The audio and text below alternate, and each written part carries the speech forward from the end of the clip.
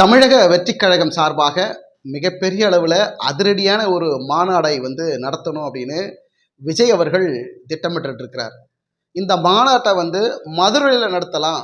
மதுரை இடத்துல அங்கே மாநாடை நடத்தினா நம்மளுடைய எதிர்காலம் நல்லா இருக்கும் அப்படின்னு பல்வேறு கருத்து கணிப்புகளை விஜய் அவர்கள் பெற்றதனால் இந்த மாநாட்டை மதுரையில் நடத்துவதற்கு ஆயத்தமாக தமிழக வெற்றி கழகம் தயாராக இருக்கிறது என்ற தகவல் தற்போது வெளியாகி கொண்டிருக்கிறது.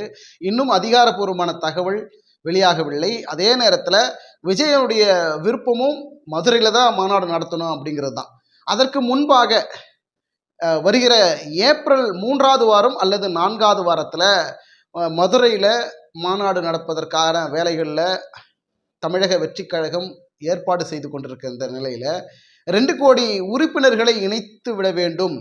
ஏப்ரல் மாதம் இறுதிக்குள் மாநாடு நடக்குவதற்கு முன்பாக 2 கோடி உறுப்பினர்களை தமிழக வெற்றி கழகத்தில் உறுப்பினர்களாக இணைத்து விட வேண்டும் என்ற மிகப்பெரிய டார்கெட்டோட தமிழக வெற்றி கழகம் செயல்பட்டு கொண்டிருக்கிறது. இந்த மாநாடு வெற்றி பெறணும், 2026 தேர்தலினுடைய இலக்கை நோக்கி தமிழக வெற்றி கழகம் முன்னெடுத்திருக்கக்கூடிய இந்த மாநாட்டினுடைய நிகழ்ச்சி வெற்றி பெற்றே ஆக வேண்டும். பல்வேறு வியூகங்களை வகுத்து இந்த தேர்தலை, அதாவது 2026 தேர்தலை நாம் சந்திக்கணும்.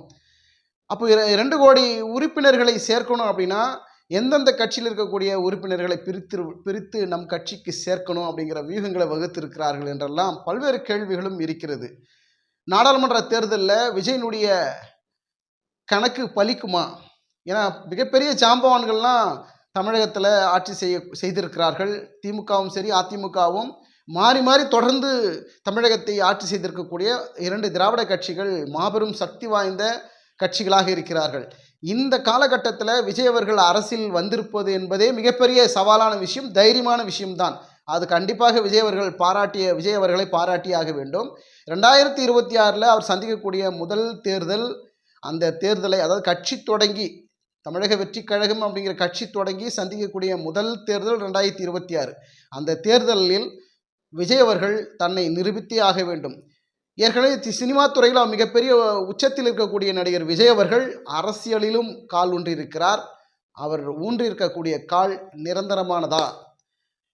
2026 அதிகப்படியான இடங்களில் வெற்றி பெறுவாரா அப்படிங்கிற எதிர்பார்ப்பும் இருக்கிறது. ஆனால் அரசியல் ஆர்வலர்கள் எல்லாம் என்ன சொல்கிறது என்றால், விஜய்க்கு மிகப்பெரிய எதிர்காலம் அரசியலில் இருக்கிறது என்ற ஆர்வமும் சொல்லப்படுகிறது. அரசியல் விமர்சனங்களும் அப்படி தான் வைக்கிறாங்க.